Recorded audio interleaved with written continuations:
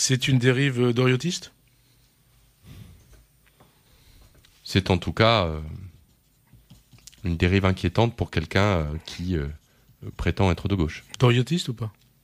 C'est pas à moi de nommer les choses, mais moi, vous savez, j'en viens de la gauche.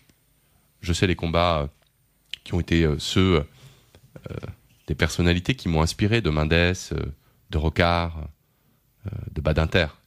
Je crois qu'aujourd'hui, Jean-Luc Mélenchon en est très loin. Ça veut dire que quand Marine Le Pen constate, c'était cette semaine dans Valeurs Actuelles, je la cite, qu'incontestablement les Gilets jaunes ont souligné certaines convergences entre nous, donc à propos de Jean-Luc Mélenchon, vous dites elle a raison.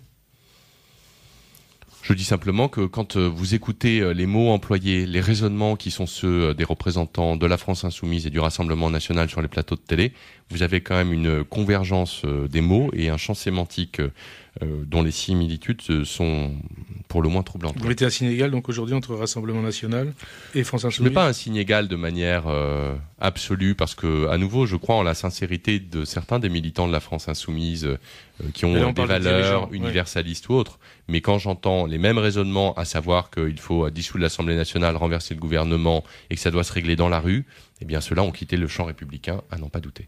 Certains parlent d'une dérive rouge-brune. Vous reprenez ce terme à votre compte ou pas? Quand vous entendez certains propos sur des plateaux télé, effectivement, on n'en est pas loin.